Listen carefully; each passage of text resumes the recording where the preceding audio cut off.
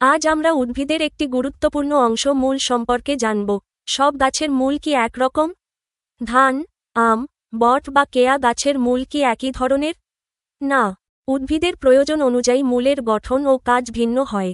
এই পাঠে আমরা মূলের প্রকারভেদ, যেমন স্থানিক মূল ও অস্থানিক মূল, গুচ্ছমূল ও অগুচ্ছমূল, এবং মূলের বিভিন্ন কাজ সম্পর্কে শিখব। পাশাপাশি জানব কিভাবে মূল উদ্ভিদকে মাটিতে শক্তভাবে ধরে রাখে এবং পানি ও খনিজ পদার্থ শোষণ করে। বইয়ের ৩০ নম্বর পৃষ্ঠা খুলো, শুনবে এবং বইয়ের পাতায় চোখ রাখবে।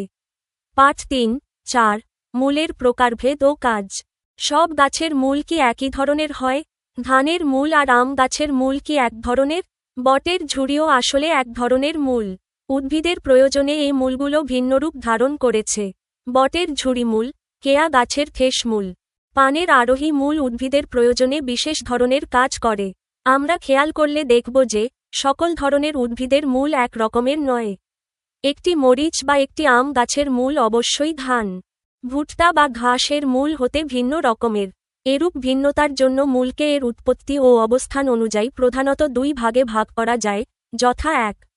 স্থানিক মূল ও ২. অস্থানিক মূল। ১. স্থানিক মূল। ভ্রূণমূল বৃদ্ধি পেয়ে প্রধান মূল হিসেবে সরাসরি মাটিতে প্রবেশ করে। প্রধান মূল শাখা প্রশাখা বিস্তার করে। তখন এদেরকে স্থানিক মূলতন্ত্র বা স্থানিক মূল বলে, যথা আম, জাম, কাঁঠাল, লিচু, বেগুন, সরিষা ইত্যাদি। চিত্র ৪-৩, স্থানিক মূল ও অস্থানিক মূল। কাজ: মূলসহ একটি মরিচের চারা ও একটি ধানের চারা সংগ্রহ করো।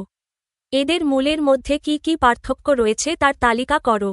কাজের উত্তর: মূলসহ একটি মরিচের চারা ও একটি ধানের চারা, এদের মূলের পার্থক্য তালিকা। বিষয়: মরিচের চারা, ধানের চারা। মূলের ধরন: স্থানিক মূল, অগুচ্ছমূল, প্রধান মূলযুক্ত। অস্থানিক মূল, গুচ্ছমূল। প্রধান মূল: একটি মোটা ও লম্বা প্রধান মূল থাকে। নির্দিষ্ট কোনো প্রধান মূল থাকে না। পার্শ্বমূল: প্রধান মূল থেকে শাখা প্রশাখা বের হয়। অনেকগুলো সরু মূল একসাথে গুচ্ছ আকারে বের হয়। গঠন: একটি মূল বড়, অন্যগুলো ছোট। সব মূল প্রায় সমান ও সরু। মাটিতে বিস্তার: গভীর পর্যন্ত প্রবেশ করে। উপরের দিকে বেশি ছড়িয়ে থাকে।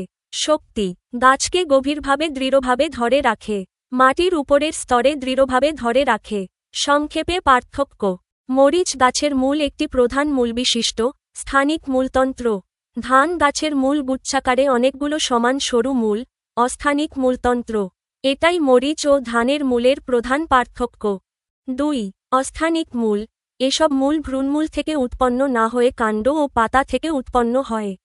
এরা দুই ধরনের, যথা ক. গুচ্ছ মূল ও খ. অগুচ্ছ মূল। ক. গুচ্ছ মূল: ধান, ঘাস, বাঁশ ইত্যাদি উদ্ভিদের মূল লক্ষ্য করলে দেখা যাবে যে কাণ্ডের নিচের দিকে একগুচ্ছ সরু মূল সৃষ্টি হয়েছে। এরা গুচ্ছ মূল। ভ্রূণমূল নষ্ট হয়ে সে স্থান থেকেও গুচ্ছ মূল উৎপন্ন হতে পারে। সাধারণত একবীজপত্রী উদ্ভিদে গুচ্ছমূল থাকে, যেমন ধান, নারিকেল, সুপারি ইত্যাদি। খ. অগুচ্ছ মূল: এসব মূল একত্রে গাদাগাদি করে গুচ্ছাকারে জন্মায় না, বরং পরস্পর থেকে আলাদা থাকে। কেয়া গাছের ঠেসমূল, বটের ঝুড়িমূল এ ধরনের অগুচ্ছ মূল। কাজ: মূলসহ একটি ধানের চারা, সরিষার চারা, ঘাস তুলে এনে দেখো এবং নারিকেল গাছের মূলের সাথে তাদের মূলের মিল এবং অমিল উল্লেখ করো। কাজের উত্তর: ধানের চারা, সরিষার চারা, ঘাস ও নারিকেল গাছের মূলের মিল ও অমিল। মিল: 4টি উদ্ভিদের মূলই গাছকে মাটিতে দৃঢ়ভাবে ধরে রাখে। সবগুলোর মূলই মাটি থেকে পানি ও খনিজ লবণ শোষণ করে। ধান, ঘাস ও নারিকেল এই তিনটির মূল গুচ্ছমূল, অস্থানিক মূল। অমিল: উদ্ভিদের নাম, মূলের ধরন। প্রধান মূল আছে, গঠন বৈশিষ্ট্য। ধান, গুচ্ছমূল, অস্থানিক। না, কাণ্ডের গোড়া থেকে অনেক সরু মূল একসাথে বের হয়। ঘাস, গুচ্ছমূল, অস্থানিক। না, অনেক সরু মূল গুচ্ছাকারে জন্মায়। নারিকেল, গুচ্ছমূল, অস্থানিক। না, কাণ্ডের নিচ থেকে অসংখ্য শক্ত ও মোটা গুচ্ছমূল বের হয়। সরিষা, স্থানিক মূল, অগুচ্ছমূল। হ্যাঁ, একটি প্রধান মূল থাকে, সেখান থেকে শাখা প্রশাখা বের হয়। সংক্ষেপে ব্যাখ্যা: ধান, ঘাস ও নারিকেল এদের মূল গুচ্ছমূল, অর্থাৎ অনেকগুলো সরু মূল একসাথে জন্মায় এবং প্রধান মূল থাকে না। সরিষা এর একটি প্রধান মূল থাকে, তাই এটি স্থানিক মূল। তাই ধান, ঘাস ও নারিকেলের মূলের মধ্যে মিল রয়েছে, কিন্তু সরিষার মূল তাদের থেকে ভিন্ন। মূল নিম্নলিখিত কাজসমূহ করে থাকে। ১. মূল উদ্ভিদকে মাটির সাথে শক্তভাবে আটকে রাখে, ফলে ঝড় বাতাসে সহজে হেলে পড়ে না। ২. মূল মাটি থেকে পানি ও খনিজ পদার্থ শোষণ করে। আমরা জানি, মূলে মূলরোম অঞ্চল বলে একটি অংশ থাকে।